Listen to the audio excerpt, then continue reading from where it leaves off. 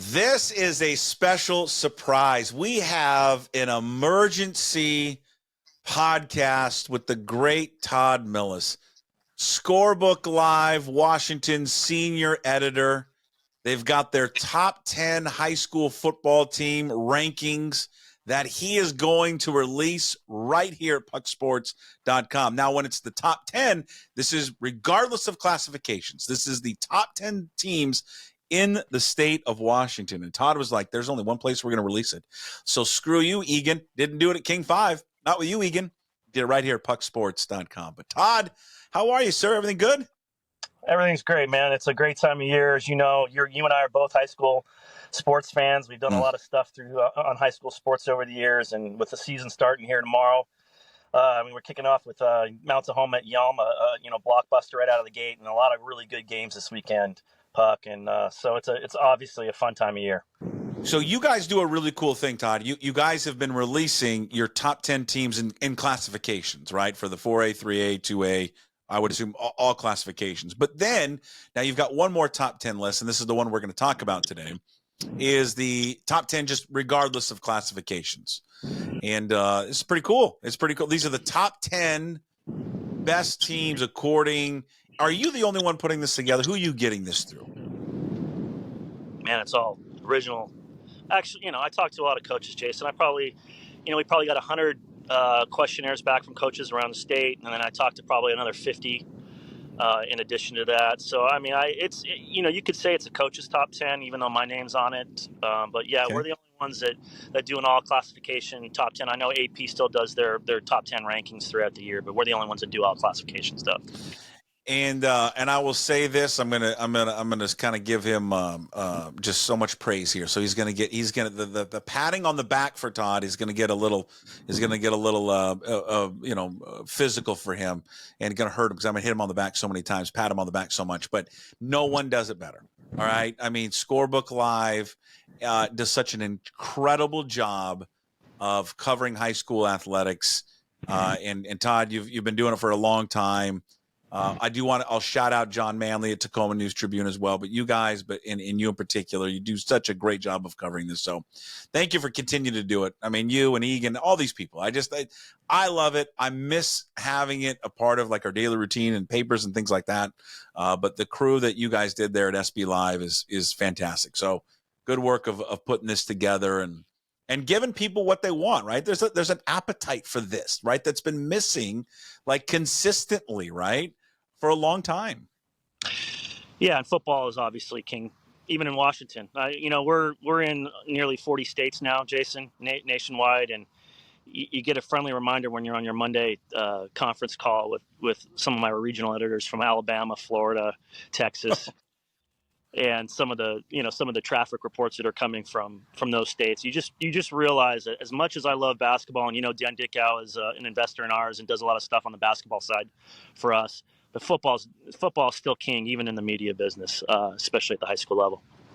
All right, so I've looked at your top 10. We're not going to reveal it right now. I've scoured it. I've noticed a few teams are not in your top 10 overall rankings in the state of Washington, all classifications for football. 3 teams that stood out the most. The O'Day Fighting Irish with Monty Kohler coaching in its 145th year. Yelm, and then Graham Kapowson. Let's go through each one of these. Why did O'Day and Monty Kohler not crack your top 10? That was the toughest call, Jason. They're 11th. It was them and our number 10 team. I almost revealed that for you. A lot of it is Jason Brown Jr. was such a big part of their offense the last few years. He's at Arizona State now. They did have a nice transfer come in that it didn't work out for. So they're going to be doing, even though they have a lot of D1 talent in their front 7 on their offensive line, they're going to really mix and match a lot in their skill position, which is going to be very different for a Monty Kohler team. I mean, he likes to rotate running backs, but there might even be a 2-quarterback system. So there's a lot of questions in the skill position, and that was kind of what swung the vote of them staying out of the top 10 and being 11. And you mentioned Graham Kapowson and Yelm, and they were both in the state championship games for their respective classification. Now Yelm has moved up to 4A. Yelm lost a lot, every significant skill position player, including Braden Platt, who's now at Oregon and a fantastic athlete in his own right. They're still going to have a really good offensive line, but a lot of unproven players in the skill position, new quarterback, new running backs, new receivers, or new alpha receivers.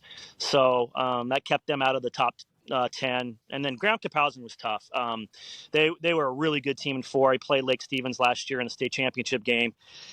Again, a lot of that really productive passing game graduated, including Davion Superales. He was our all-state quarterback. They have a 9th grade quarterback that's going to be good. And you're going to hear this name. It's AJ Tuivavale. He's going to be good someday, but I don't want to put that kind of undue pressure on a 9th grader who's never made a varsity start. But so they're going to be starting over a little bit in their offensive game plan, and so that kind of kept them out of the top 10. What the young man, Super Alice, the quarterback of Graham Caphausen, where did he end up going? He ended up signing with Montana State out of high school, and then just stayed with the program a short time. He's home. He's undecided. Okay. I think he's going to reevaluate here after this 2024-25 year. I hope he lands somewhere, even if it's a Central or a PLU or a Linfield or something. He's such a good dynamic dual threat that I think he would benefit a program if that's the direction he wants to choose. I called that game last year with Brandon Huffman. He's a fantastic player. He was great. Hey, real quick before we move on, another quarterback question. I think we've talked about him before, and forgive me if I screw up the name, but I think I got Colton Matson is the quarterback at Lake Stevens still. Yes. Okay.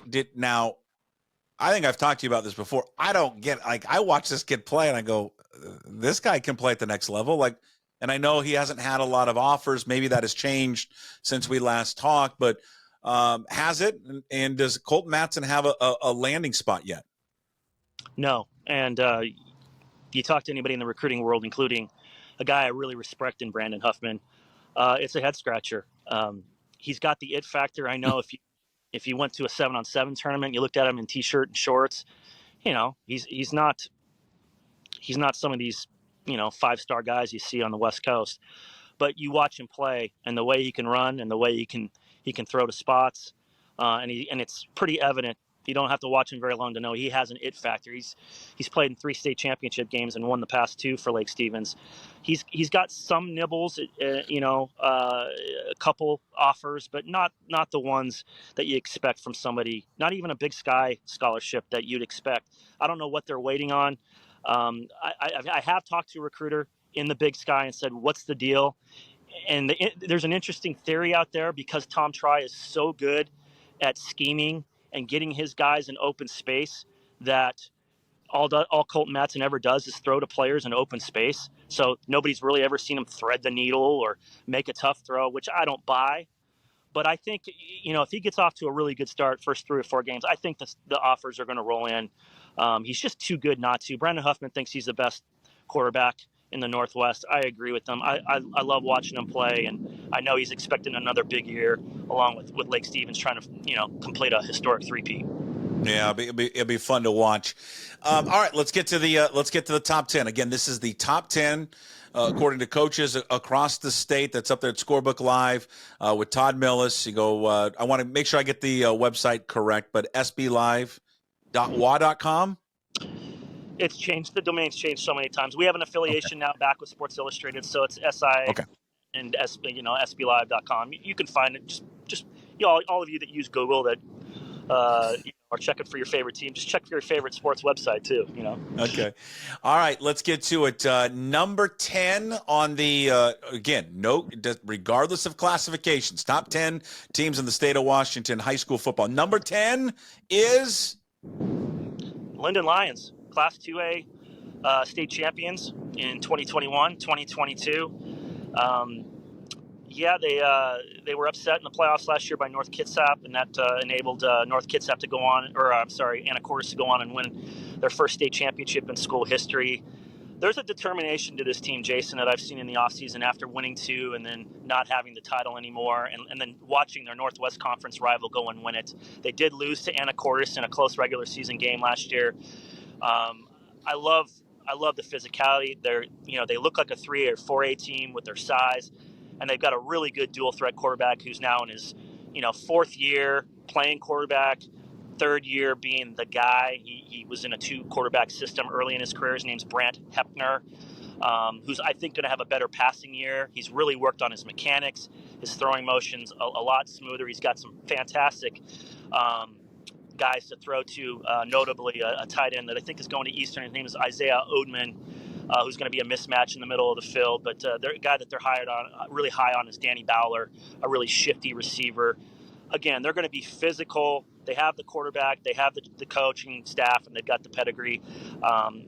They're our number 2 team in the state in 2A, and honestly, my opinion is they're really the only team that can give Anacortes a tough game. It's going to be a really interesting game in their league. And then if they don't play twice this season, including somewhere in the playoffs, I would be very, very surprised. Always good. Year in and year out, man, the Linden Lions. Just every single year, they are right there. All right, number 9 on the top 10 high school football teams in the state of Washington, regardless of classifications, is a familiar one. Yes, Kennedy Catholic Lancers, coached by Pat Jones in his second year. And for those that might think they've heard that name before, Pat Jones was the longtime offensive coordinator under Butch Goncharoff for all those great Bellevue teams. He's one of the true wing T masterminds. And it's interesting. Since he's taken over, he came into the program when Sheldon Cross was the coach before leaving for college, and he really took to the air raid. And what he's done is he's taken his 2 favorite offenses and he's kind of fused them. So Kennedy Catholic is a really tough team to prepare for. They run the air raid and then they run the wing T. Now, he's a wing T guy at heart, so you're probably going to see more wing T than air raid. But what I like about this team is if you look at their top 8, 10, 12 players, they're as good as anybody in 4A. They're as good as anybody in the state. The Coleman-Brusa brothers are major D1 linemen. Derek Coleman-Brusa, the junior, might be the best player in the state, regardless of classification or position. They've got a 4-year starter at quarterback in Devin Forehand. And then Pat Jones' son is for a fullback that grew up in the wing T, Jason, is a really good all-around player. He's a weapon in the pass game. He's a heck of a linebacker. He's probably going to go to a military academy. They've got a lot of 3- and 4-year starting experience in this lineup. This senior class has been hailed for a few years. This is a group that I expect to take the next step. They were beaten by Lake Stevens last year in the WIA quarterfinals, but we're in the championship game 2 years ago. So this is a team that I expect to make a deep run in November. Pat Jones, with that, this, but one of the most highly respected coaches in this state. Been doing it just at a high level for such a long, long time. And many could argue maybe the backbone of those great Bellevue teams under Butch Goncharoff. All right, number 8 on your list, we go across the mountains. Yeah, the Kennewick Lions. What a run that they've been on. They've done everything but win a state championship, Jason. Randy Affolter, who's an interesting guy, who was at Ellensburg for a long time, took over. He's coming into his 6th year. He's 47-10 in 5 seasons, Jason, in the 3A ranks. And that includes the playoffs. That includes wins against O'Day. He's won toe-to-toe with Bellevue in the state championship game a few years ago. They're always making deep runs. That football in the Tri-Cities is a different breed. They're very physical and tough-minded. And these guys might do it the best. And they play against all the 4A teams over there, the Camas, the Chiawanas, the Richlands. And they're good. They got a deep offensive line, maybe not a standout. This is a school that's put like Ashton Tripp to Wazoo and Dylan McIntyre and Nathan Napick to Idaho. They might not have that D1 type lineman, but they have some big guys and they have a lot of depth, and that's good when you're going to rely a lot on Alex Roberts, who's the best big play running back in the Tri-Cities. Somebody's asked me if he's a lot like Miles Mayoski a few years ago, who was really successful and led him to the state championship game. He's not as strong as Miles, but he's a lot shiftier, and he's going to get you some 50, 60, 70-yard touchdown runs and be involved in the pass game. I really like this team. They're not afraid to go toe-to-toe with Eastside Catholics, Bellevues, and O'Days. They've proven it time and time again, and I expect this team to be, top 4. I think they're that good. All right, number 7. I saw these guys up close and personal last year in the playoffs. They knocked off the Skyview Storm. They will not be having a Woodward, but number 7 on the list comes in is Eastlake Wolves. And, this might be a little bit of a surprise given the fact that they lost a couple of their really, really good running backs or athletes, including Grady Woodward. You mentioned him. He was so dynamic for them last year.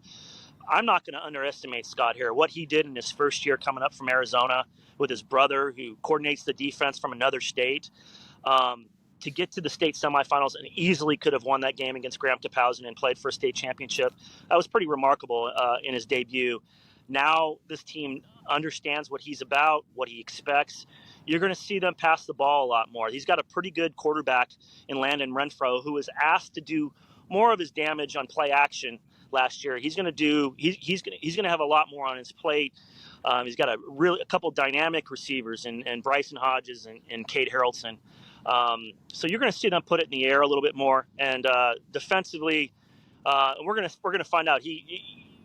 Scott Hare said something very interesting early last year when he took over. He goes, "Man, I think we're the best defense in the state." And you know what? He was pretty darn close to it. And he's going to face one of the best defenses in the state in Week 1 in Eastside Catholic in kind of the battle of the plateau on Friday night. So, and I think that defense is going to be good again. So the 4A Kinko favorites, I think you're not going to see much of a drop-off, even though they lost some dynamic weapons last year. Do not underestimate this team. Todd, coming in at number 6 is one of the cool storylines from last season in high school football. And tell us, everyone, about who's coming in at number 6. Yeah, it's the team that I mentioned earlier, the Anacortes Seahawks.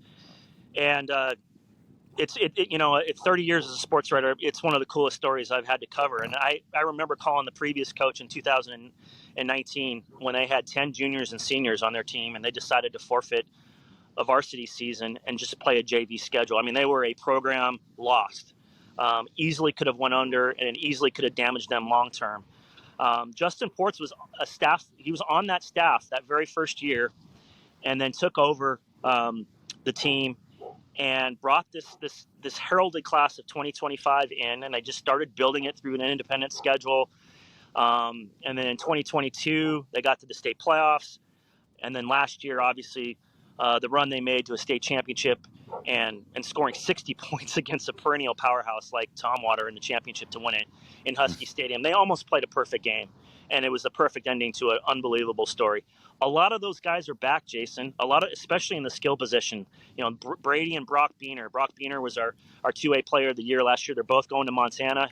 Hail Ryan Divish. Ryan Lang, another receiver, but they've, the question mark was that they lost a really good quarterback, and what were they going to do? Well, I got to watch Ryan Harrington, who's never taken a varsity snap at a couple camps this year, and he's the real deal. They're not going to have a drop-off with Ryan Harrington under center. Now, they did lose a lot of their offensive line, but skill position-wise, there is no rival in small school football to what Anacortes has. And I've watched them scrimmage some of the top 4A and 3A schools. They give everybody fits. They're the favorite in 2A to repeat, and it would be not maybe the same level of story as last year, but to watch them repeat with this group and go out with a bang would be pretty cool. And if you haven't seen it, one of the coolest things ever is the celebration, the parade, and the fans welcoming the team back into Anacortes after they won the championship game. It's what makes high school football and community sports the best. If you haven't seen it, just search it up on YouTube, the Anacortes parade celebration after their championship last year. All right, number 5, they are led by, I would say, the coach with the best hair in the state.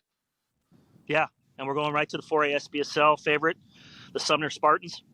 And you're talking about Keith Ross, who coaches like he played at Central. He's a mean, physical linebacker, but it's going to play a little different this year, and that's why I like this team. They've always been sort of a physical, beat you up in the trenches, run first, run second type offense. And I think that's going to shift a little bit this year, Jason.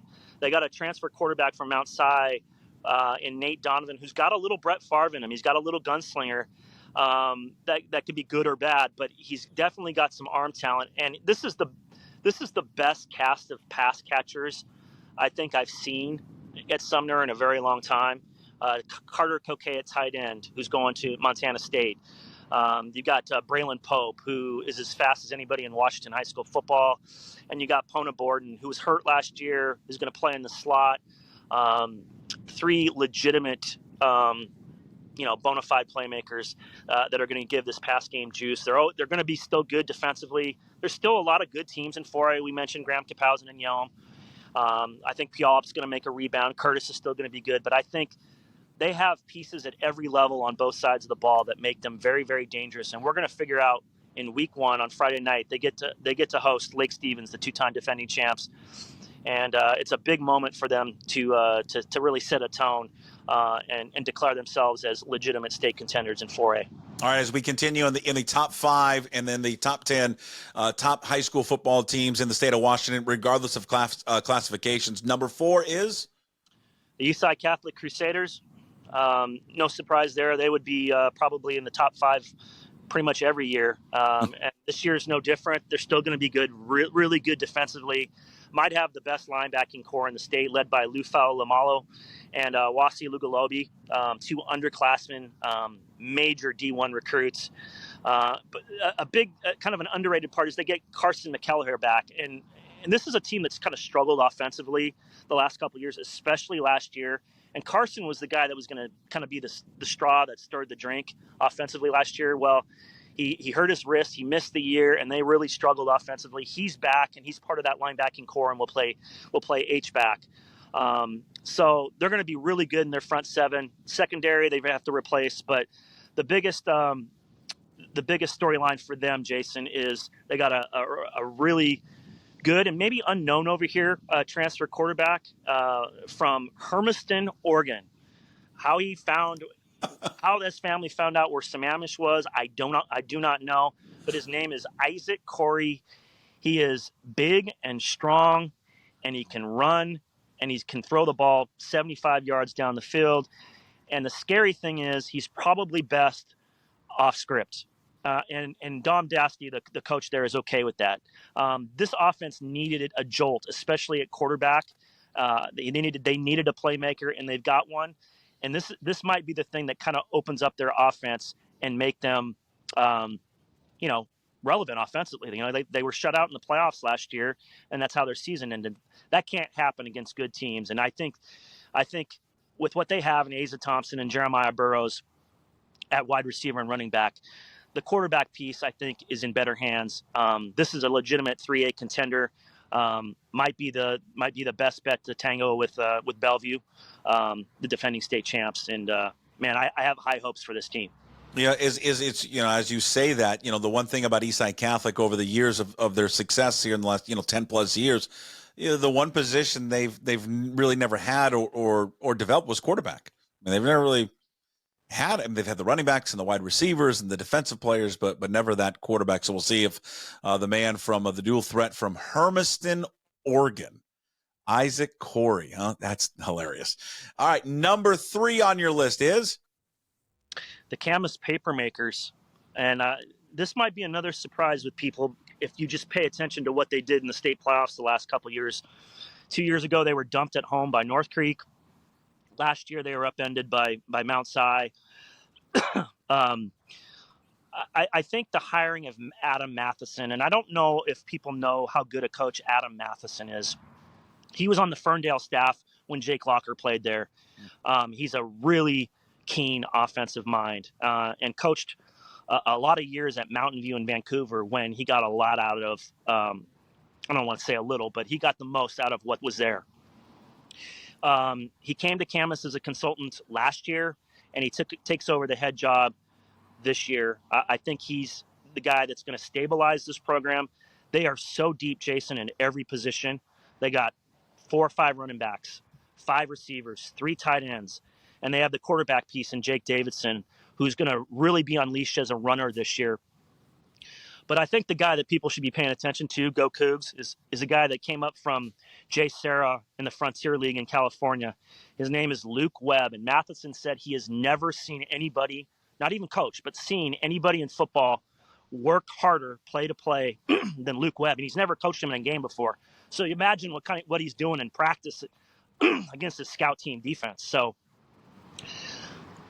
this is Why don't you want to take a sip of water? Take a sip of water here real quick. There you go. I'll mute you before you die. I don't want you dying. There we go. Okay. Luke, is he committed to the Cougs? He's committed to the Cougs. He is going, if he doesn't America's have 20 team sacks for Camas this year, he's that kind of pass rusher. Okay. And their defense returns all-state linebacker Nico Spear. Again, this is such a deep roster with so many good players in place. All they have to do is believe. And they're a much more complete roster than Lake Stevens. If they believe, I think this is the team that's going to be the hardest for Lake Stevens to get through to get that historic three-peat. We talked about it before, Colton Matson, but coming in at number 2 is Lake Stevens. Why? Yeah, I'm just not going to bet against that team, Jason. They've won the last 2 state championship games. They got an all-state offensive backfield in Colton Matson and Jay Sean Lamar at running back. But they got to also replace 10 defensive starters from last year's really good defense. And that's a big task. But Eric Dinwiddie is one of the best in the business at coordinating defenses. This is a program, so they've got guys. They just need to get them experience. And that coaching staff will do them a great deed this year, Jason. They've scheduled Bellevue again. So a very young defense gets to see Wing T very early in the season to see what they need to work on and what they're good at. And again, I'm not going to bet against this team. They've proven it at the highest level. And Tom Try is the best, and I mean the best in the business at getting his offensive weapons in space to do damage. I'm not going to bet against them, but this is going to be the most challenging of the year of the past 3 years for them to go win another championship. Number 1 in the state of Washington is in the, again, all classifications there, what Todd put together with the coaches there for Scorebook Live. Washington is a familiar powerhouse program that has been doing it and doing it and doing it. Number 1 is the Bellevue Wolverines. The Fighting Softies. The Fighting Softies are pretty darn good, Jason. I mean, I got 150 kids out for football. 150 kids and 50 ninth graders. So you think football's buzzing around that school right now? Wow. I mean, when I say Camas might have the most complete roster in 4A, this team has the most complete roster in the state of Washington. They have everything. I mean, let's start in their line. Dimitri Manning going to Oregon. Willie Washer, center, going to USC. The best line of the Michael Knipe era. They've got a group of running backs that they can run at you. Max Jones, Bryce Smith. Oh, by the way, Riken Moon, Warren Moon's son, is their Debo Samuel. Might have 1,500 all-purpose yards this year. And listen to this. Breaking news. All-Metro running back, Raylan Witherspoon, who played for his dad at Garfield last year, is at Garfield. Just adding another speed element. No, to Bellevue? He went from Garfield to Bellevue? He went from Garfield. He was going to try to go to a day, got denied, and now is in his home district school at Bellevue. And he's a different level of speed, Jason. He's going to impact the backfield, and he's probably going to become their primary special teams returner. So the rich sort of get richer in this situation. But I mean, you look at their roster and you just go, where do you attack this team? How do you stop this team? And, oh, by the way, they're going to play in this new tiered system in the Kinko. They're going to play all the 4A Kinko schools. So they're going to play tougher competition week in and week out. So I really like this team. I really like the way Michael Knipe has brought this program back to prominence. He played for Butch before going on to UW, and man, I wouldn't want to play him. They run the wing T better than anybody in the region, and they are just absolutely loaded for bear in the 3A ranks. Todd, that's awesome. The top 10 teams in the state of Washington, regardless there of classifications, Bellevue coming in at number 1, followed by Lake Stevens, number 2, Camas, 3rd, Eastside Catholic, 4, Sumner, 5, Anacortes, 6, Eastlake 7, Kennewick 8th, Kennedy Catholic 9th, and then the Linden Lions there at number 10. I'm not exaggerating when I say that what Todd and his group at Scorebook Live Washington, they do it better than anyone, because they do. Go to si.com/high school and search for the state of Washington. So much great content up there. Todd's got a story up there right now, the must-know 100 Washington high school football players in 2024. It's the Part 3 edition.